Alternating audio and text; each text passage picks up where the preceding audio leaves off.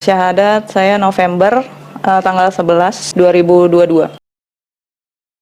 Kristen. Jadi awalnya aku ini sama sekali nggak kenal Islam itu apa.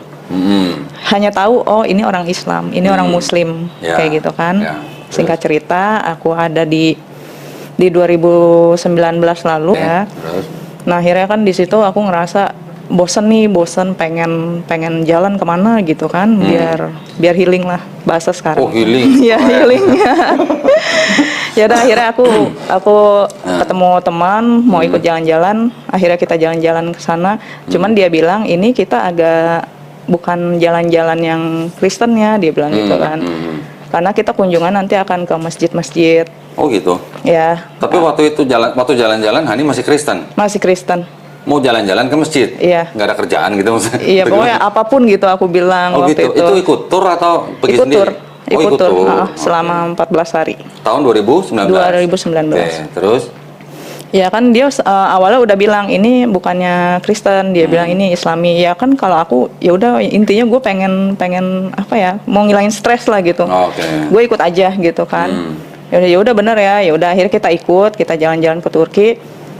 Yang ngajak itu temennya Muslim? Teman aku dia kan tour guide. Tour guide? Tour guide di sana. Teman maksudnya temen itu dia Muslim atau bukan? Bukan, dia Kristen. Oh Kristen? Karena emang kerjaannya. Kristen kerjanya memang menjadi guide? Menjadi guide. Ke Turki? Ke Turki. Oke, terus? Jadi dia kan kerja di travel ya. Ya udah aku bilang aku ikut. Terus di situ aku dibawa ke tempatnya, kalau orang bilang janggutnya Nabi Muhammad.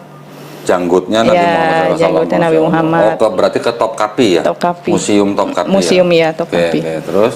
Ya di situ kan aku nggak kenal dan nggak tahu siapa beliau gitu kan. Sampai situ sih sebenarnya agak nggak enak karena yang lain rambutnya ditutup, semua berkerudung, semua pakai gamis. Tapi ada juga beberapa turis yang nggak pakai. Di situ aku coba masuk.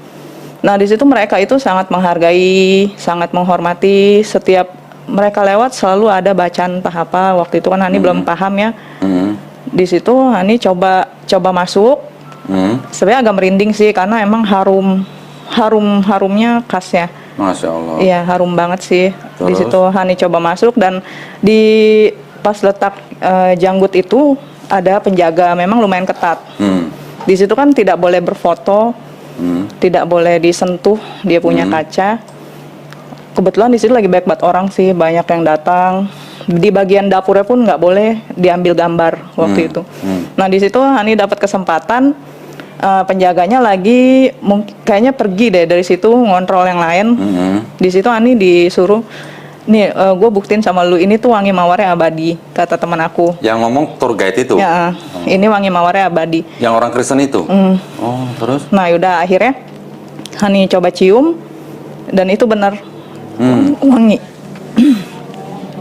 Waktu masih Kristen sudah bisa cium janggutnya Nabi Muhammad SAW? Iya. Kalah gua berarti. Kalah lo Bal.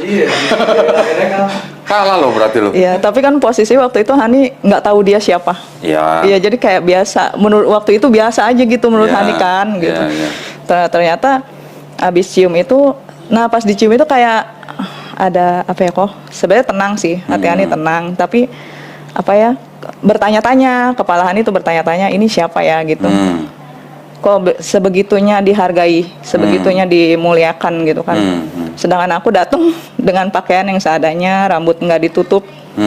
Nah akhirnya aku dalam hati di situ berdoa, masih berdoanya pun karena aku nggak kenal namanya siapa gitu kan. Siapapun kamu, saya memohon maaf jika kedatangan saya ke sini kurang layak. Pakaian saya kurang layak, rambut saya pun tidak ditutup, gitu. Tunggu sebentar. Waktu mencium janggutnya Nabi Muhammad SAW itu di dalam kotak kaca gitu? Iya di dalam kotak kaca, jadi dia ada bolongnya. Oh ada bolongnya? Di ujung ada lubangnya? Ada lubangnya. Terus menciumnya dari lubang itu? Iya, kita cium dari situ dan itu wangi banget sih. Enak banget ya? Belum Muslim udah bisa cium baunya janggut Nabi Muhammad SAW ya? Iya, di situ aku cium. Terus? Ya udah kan. Keren amat.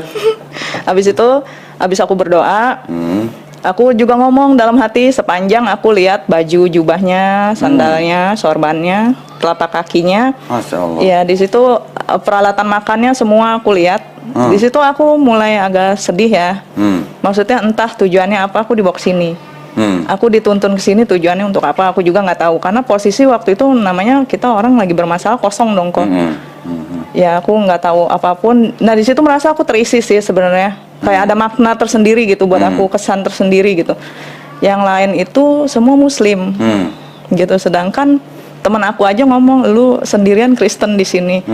Ya, tapi kan tour guide-nya juga Kristen. Iya, maksudnya tapi dia itu lebih ke ngelihatnya ke kita yang tour gitu kan. Iya. Di antara mereka lu maksudnya Kristen gitu. Dan lu bersyukur bisa cium itu gitu kan. Ya dari situ. Kristen gara gawe ini mah nggak janggut. Tapi mau salam. Masya Allah, terus? Iya benar.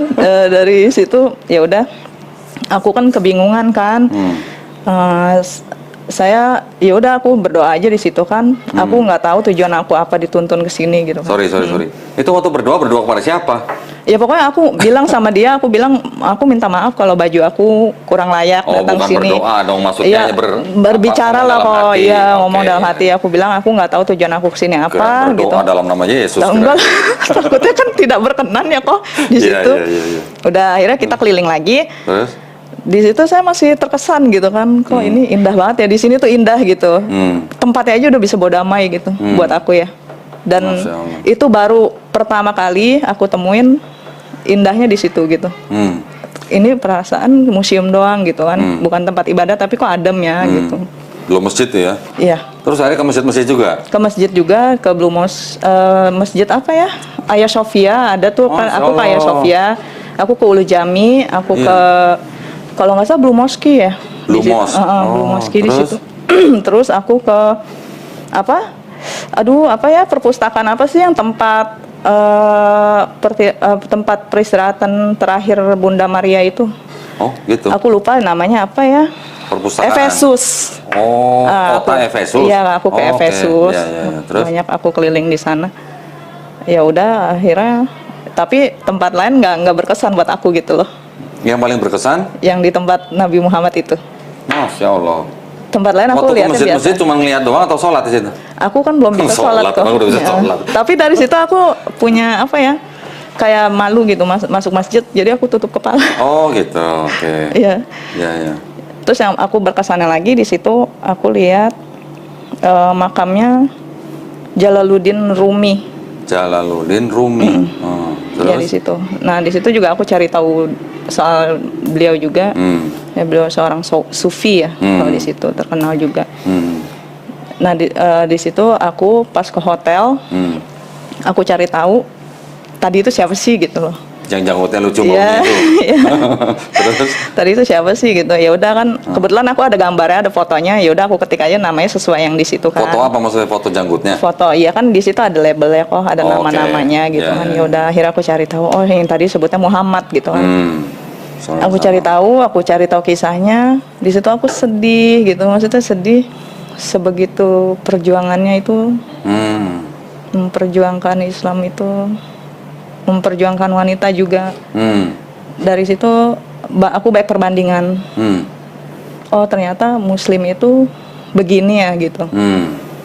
Di luar bayangan. Di luar bayangan itu. Terus? Kayak wow gitu kan. Tapi yang aku temukan dulu nggak begitu gitu loh. Oke. Jadi aku di situ menemukan bagaimana sih cara memperlakukan saudara, bagaimana cara memperlakukan istri, bagaimana orang tua ke anak, bagaimana anak ke orang tua. Aku temukan itu semua di Islam. Keren ya gitu ya. Udah itu habis tour, terus belajar Islam sendiri berarti. Aku belajar. Cari tahu karena aku penasaran orangnya. Ya. Terus dari 2019 bersahadatnya 2022 akhir.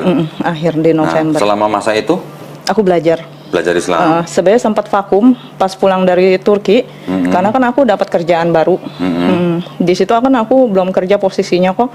Aku harus kerja, aku harus fokus kerjaan. Aku sempat berhenti di situ. Sempat berhenti sampai di situ aku ketemu teman di kantor, lingkungan yang Muslim juga, teman nongkrong juga yang Muslim banyak. Aku melalui puasa sama mereka gitu kan, tapi aku nggak puasa gitu. Nah di situ ada yang memicu penasaran aku lagi di situ. Oh. Dia bahas soal Islam. Tahun bahas- berapa itu? Itu tahun 2020. 20, berarti setahun setelah ke Turki. Oke, Setelah terus? setelah ke Turki, ya udah akhirnya aku mulai penasaran lagi. Mulai penasaran cari tahu lagi, banyak nonton YouTube gitu kan. Tapi menurut aku itu masih standar karena yang gue dapetin kok ini aja ya gitu. Di YouTube itu akhirnya aku cari lagi yang lebih ekstrim.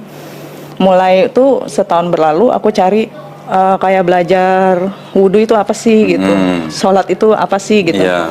Awalnya aku sempat cari tahu Islam itu menurut aku ribet waktu awal kan, Iya, karena iya. lu harus sholat 5 waktu. Iya. Di saat orang lain tidur pulas, lu sholat gitu kan. Di situ tapi tetap aku cari tahu karena aku penasaran. Oh ternyata masing-masing bagian kayak sholat subuh itu semua ada maknanya. Iya. Ya, jadi aku dapat gambaran di situ. Sesusah-susahnya suasana hati kita, sesedih-sedihnya kita, dengan sholat pun itu sudah terobati. Masya Allah.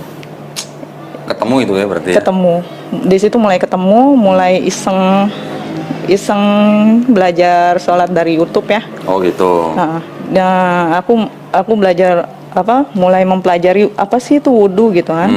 Aku nonton channelnya Ustadz Adi Hidayat, Ustadz Abdul Somad, sama Buya Yahya. Buya Yahya, Masya Aku banyak Allah. belajar dari mereka. Tapi di situ aku belum melakukan apapun karena satu belum siap dan berat kok. Berat. Keluarga. Oh keluarga. Iya. Oke, terus? Dan berat, lebih berat lagi aku akan menjalani itu sendirian. Gitu. Siapa ya nanti yang ngajarin gitu loh. Iya. Siapa ya nanti yang bimbing. Boleh cerita dikit keluarganya, latar belakangnya bagaimana, berapa saudara gitu?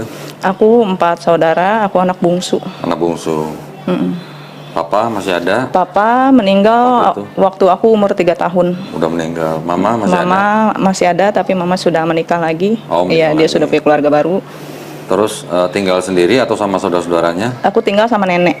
Oh sama nenek? Sama nenek. Waktu itu? Waktu 2020? Oh enggak, dari kecil. Oh, dari Sudah, kecil. tinggal sama nenek. Aku kerja di luar ngekos. Oke, sendiri sekarang tinggal Sendiri. Nah itu juga yang jadi beban pikiran aku ketika aku nanti memutuskan aku menjadi muslim. Siapa yang mau bimbing? Oke.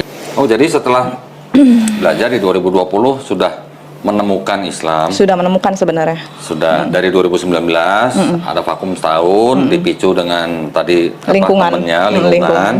Terus kemudian belajar Islam lagi. Belajar lagi. Terus gimana? Setelah itu vakum lagi? Enggak vakum, aku masih tetap apa sih ini yang ekstrim siapa sih gitu loh. Oke. Kan di situ Kenapa ada cari yang ekstrim?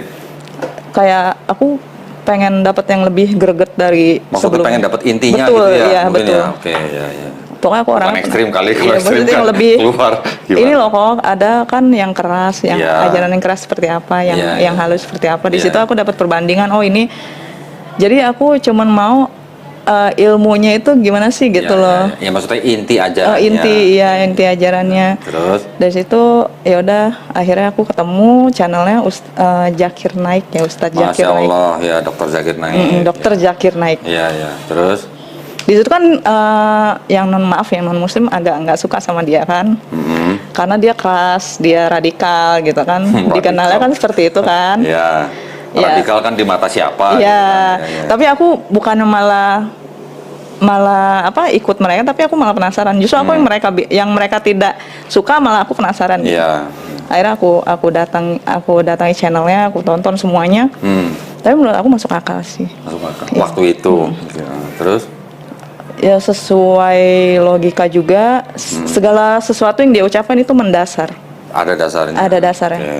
Nah di situ aku mulai menemukan, oh berarti ajaran gue yang sebelumnya itu membingungkan kalau menurut gue gitu dalam hati aku kan. Oke. Sedangkan di sini singkat, padat dan jelas.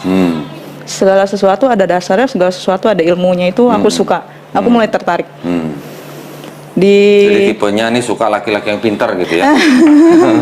Kebaca ya berarti ya. Terus? Di situ mulai tertarik sama Islam, makin tertarik, mulailah aku cari cara wudhu. Oke. Mulai cari cara sholat di YouTube. mulai cari cara doa segala macam gitu kan. Peraturannya apa sih untuk menjadi seorang muslim gitu. Nah, mulai ada keinginan kayak gue mau muslim deh gitu. Oh gitu. Ya. Kapan itu? Itu di awal 2022. Awal 2022. Pokoknya akhir 2021 ke awal 2022. Oke, ya. Nah, di situ di ketertarikan aku untuk mendalami Islam itu aku lihat di Google, mualaf ini harus kemana sih gitu loh. Oke. Entah kenapa langsung ada Ayah Sofia di situ, Ibu Etika. Oke. Mualaf Center Mualaf Nasional Center. Ayah Sofia. Betul. Oke, ya. Di situ aku ketemu, aku hubungi nomornya, terus aku diarahkan ke Ibu Etika. Ibu Etika Nur ya. Iya. Ya.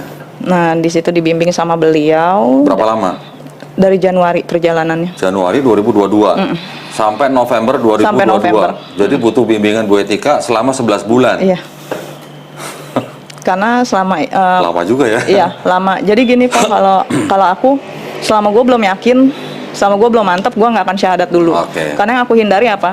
Ketika aku syahadat terus aku menyesal, aku balik lagi. Oke. Aku nggak mau kayak gitu. Jadi Iya, aku orangnya nggak mau muluk-muluk kayak Iya, langsung iya. aja gitu. Kalau Iya. memang udah mantap ya udah gitu. Nggak apa-apa butuh proses lama, tapi yang penting apa yang nanti aku putuskan ya itulah gitu loh. Iya. Yang penting pada waktu syahadat udah puas gitu ya. Udah puas. Iya.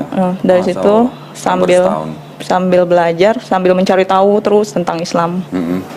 Ya udah akhirnya puas. Juni aku hampir syahadat sebenarnya. Juni 2022. Iya. Kenapa nggak jadi? Karena Ibu Etika berhalangan, terus aku juga berhalangan. Oh gitu. Nah di situ kan aku berdoa. Hmm. Kalau memang jalan aku ke Islam, tolong dimudahkan. Oke. Iya. Iya. Akhirnya kan berhalangan sempet down dong. Iya. Aku sempat ngilang dari Ibu Etika, kita saling nggak kontak lagi nih Oh, gitu gitu. kan. Nah tiba-tiba kontak lagi di November, karena aku di Juni itu aku bilang, oh ya udah berarti keputusan gua kayaknya nanti deh pas gua tambah umur. Oke. Gua harus punya keputusan, gua harus kemana. Dan di situ aku berdoa sama, aku kan udah menjalani belajar sholat tuh kok. Oke. Sudah menjalankan sholat? Sudah. Sudah. Dari Sebelum syahadat sudah sholat. Sudah sholat, karena Ibu Etika kan belajar aja gitu kan. Iya, Belajar dulu, nanti kalau misal yakin syahadat, kalau misal memang enggak, ibu juga tidak bisa memaksa. Oke. Akhirnya di situ aku sholat, dan yang aku bikin yakin lagi, dari 2019 aku paling nggak bisa nangis. Aku nggak bisa keluar air mata, aku nggak bisa nangis. Ada kejadian apapun yang bikin aku sedih kecuali anak-anak, aku nggak akan nangis di situ. Oke. Iya, di situ selama aku sholat, aku selalu bisa nangis. Gitu. Dan di situ aku dapat ketenangan. Entah apa yang membuat aku nangis, yang intinya di saat aku bertakbir, saat aku sholat itu merinding. Masya Allah. Ya langsung kayak ya udah aku nangis ngalir gitu aja kok Iya, gitu iya, loh. Ya udah aku sampai ya aku jadikan sholat itu kayak aku ngobrol. Aku ngularin unek-unek aku segala macam.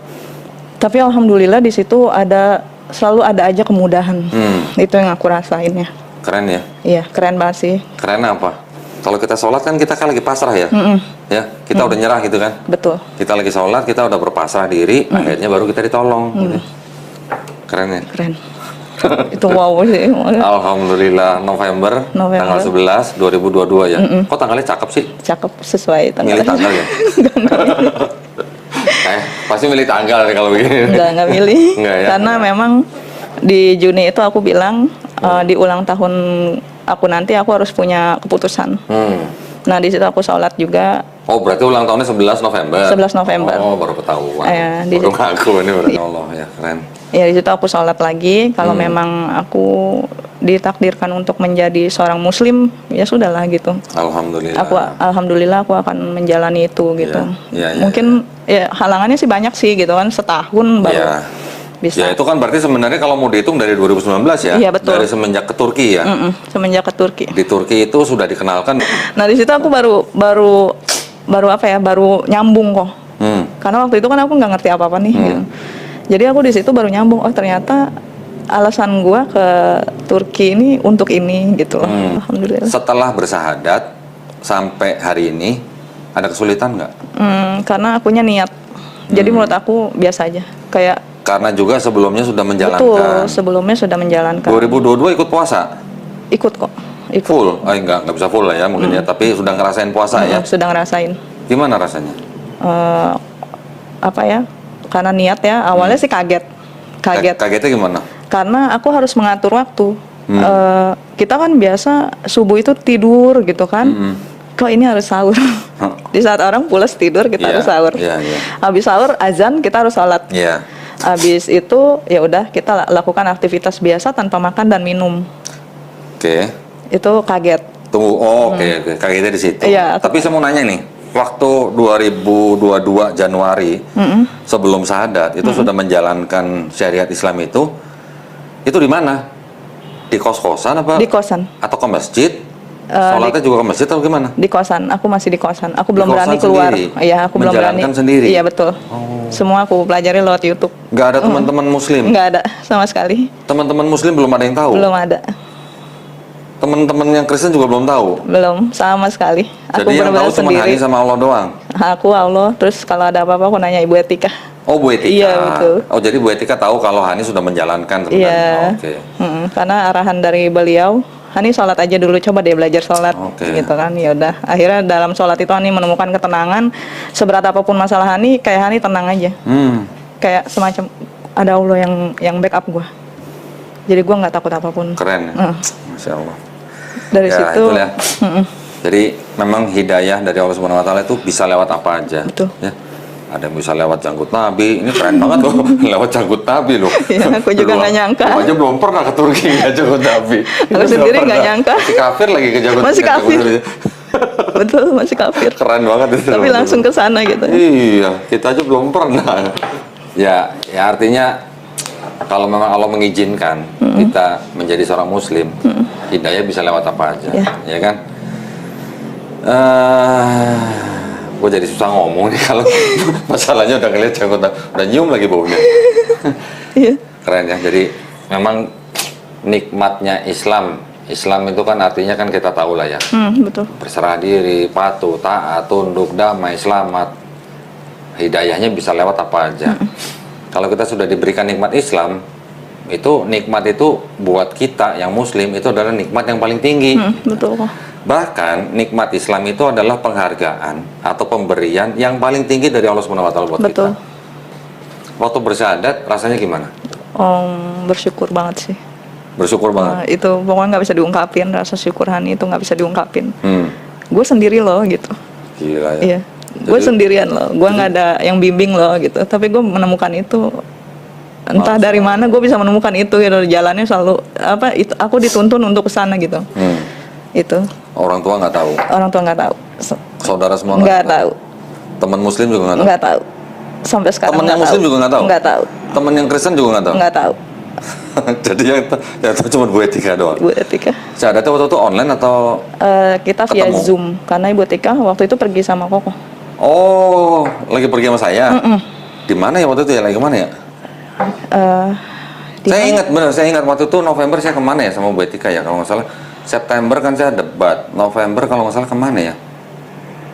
Keluar kota emang. Kalau nggak salah ke Wonosobo atau apa ya? Iya betul ya, Wonosobo ya. Iya Wonosobo kalau nggak salah. Oke. Di situ kita syahadat via Zoom. Oh, syahadat lewat Zoom. Udah dapat sertifikat? Sudah. Dari Hagia Sophia? Iya, sudah. Alhamdulillah. Terus kolom KTP udah diganti? KTP lagi mau proses karena aku waktu kerjaan juga nggak menentu ya kok ya. Dicari waktu ya, cepet diganti ya. Iya. Saya bukan nakut-nakutin, tapi Insya Allah istilahnya ya secepatnya diganti. Soalnya kita nggak pernah tahu kalau ada kejadian apa-apa, kalau misalnya KTP belum ganti itu bisa jadi masalah. Gitu. Secepatnya aja cari waktu lah. Walah, berarti waktu Bu Etika saya lagi ke Wonosobo ya. Mungkin saya lagi kemana tuh Bu Etika sadatin Hani lewat Zoom. Iya, lewat Zoom. Yang nonton Ibu Diah dari rumah. Ibu Etika. Bu Diah itu adiknya Ibu Etika. Oke. Dan dua orang saksi. Dua saksi ya. Alhamdulillah ya. Terus waktu itu rasanya berarti bersyukur. Sangat bersyukur karena semua beban aku lepas. Entah bagaimana caranya bisa selepas itu. Selepas itu. Bisa selepas itu. Berarti plong ya? Plong banget, sangat plong. Sangat sih bukan banget. Sangat plong. Jadi plongnya pakai banget gitu ya? Pakai sangat udah. Sangat plong pakai banget. Sangat plong pakai banget. Masya Allah. Jadi aku nggak lagi ngerasa cemas. Kalau waktu itu kan setiap ingat anak aku nangis. Setiap aku kan sendirian kok. Aku selalu berpikir nanti gue gimana ya gitu. Anak ikut mantan? Ikut mantan. Berarti sekarang hidup sendiri. Hidup sendiri. Kalau dulu ingat anak nangis. Iya. Sekarang ingat anak? Maksudnya lebih kuat aja. Oh, lebih kuat sih. Bukan berarti nggak mikirin, aku tetap mikirin, tapi aku lebih dapat kekuatan dari situ. Anak gimana? Komunikasi masih lancar? Masih lancar. Mereka sudah mengenal atau mendengar Islam? Belum, tapi selama aku sholat, aku selalu minta agar anak-anak aku suatu saat dituntun ke Islam. Ya, insya Allah ya. Kita nggak pernah tahu ya. Betul. Orang yang seperti apa bisa diberikan hidayah. Betul. Kita nggak pernah tahu loh. Bahkan sahabat-sahabat Nabi aja ada yang dulunya tuh musuh Nabi. Dari musuh menjadi sahabat. Gitu. Ada kan? Jadi kita nggak pernah tahu orang mana yang akan dipilih Allah mendapatkan hidayah. Betul. Gitu. Karena aku saking lamanya belajar, satu, dua, aku menemukan yang benar-benar aku pertanyakan selama ini. Dan itu dengan menemukannya nggak tanggung-tanggung lagi gitu kan. Begitu nyari sendiri lagi. Jadi aku berkeinginan banget anak aku suatu saat bisa ikut Islam juga. Okay. Nah di situ satu malam aku tahajud, aku minta dipermudah untuk aku dan anak-anak aku. Ada beberapa hari kemudian anak aku bilang, Mama, aku boleh nggak belajar agama Islam di sekolah? Loh, yang ngasih tahu dia Islam siapa? Nggak ada, tapi gitu? Iya, dia tiba-tiba WA aku. Tuh kan? Ya aku alhamdulillah ya, maksudnya sholat aku dijawab. Kita nggak pernah tahu kan? Nggak pernah tahu. Nah itulah. Di situ semakin cinta sama. Ya itulah intinya di ajaran Islam itu ya. Selama kita berserah diri, kita hanya mengikuti kehendak yang menciptakan kita. Nanti yang ngatur yang menciptakan kita. Betul. Gitu ya. Ya bukan kita diem aja. Kita berikhtiar, kita juga berdoa. Tetapi nanti yang jawab yang menciptakan kita gitu ya. Di situ saya selalu berdoa. Ya Allah, saya hanya akan mengikuti ketetapan. Saya pasrah. Iya. Saya cuma kita seperti biasa usaha kerja gitu. Tapi dengan keadaan ke depan udah lebih bisa menyerahkan semua gitu. Kalau dulu kan aku selalu cemas. Sama sih sama gue. Iya, gimana nanti gue tua ya? Gue mau begini terus mau sampai kapan ya? Gitu. Tapi semenjak aku syahadat semua itu lepas. Aku nggak takut. Ibaratnya gue nggak takut gitu loh. Semua udah ada yang ngatur. Keren loh. Iya. Artinya Hanitan ini sudah menemukan inti daripada ajaran Islam loh. Bukan berarti kita jadi orang malas ya. Kita ikhtiar tetap ya. Tetapi yang membedakan ini, kalau dulu kita bekerja, kita berkarir, terus kita berhasil dalam karir kita, apa yang kita omong? Dulu gua nih ngomongnya apa? Gua bisa begini karena gua punya kemampuan. Betul, iya. Sama. Rata-rata yang giliran udah jadi muslim gimana? Karena Allah. Alhamdulillah. Kita sampai bisa begini semuanya karena Allah. Karena Allah. Itu bedanya di situ ya. Bedanya iya betul. Sama ya? Sama. Dari orang sekeliling pun aku jadi banyak lah dapat perbandingan di situ lah. Oh, ternyata dulu sebelum Islam begini loh. Setelah menemukan Islam, kita lagi lebih berilmu. Segala sesuatunya kita kayak ya udahlah, intinya ada dasarnya lah ilmu yang kita dapat. Mindset kita tuh berubah ya. Berubah sangat. Dulu gua kalau lagi ngerjain proyek ini, gua udah mikirin proyek berikutnya apa ya. Proyek berikutnya apa ya. Betul. Sekarang nggak usah nyari proyek datang sendiri. Iya, lillahi ta'ala aja ya. Lillahi ta'ala. Kita mengandalkan Allah. Karena pada waktu kita bekerja, kita anggap itu sebagai ibadah. Betul.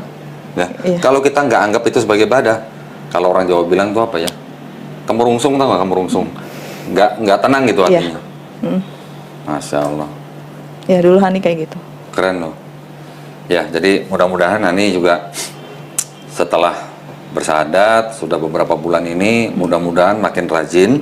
Amin.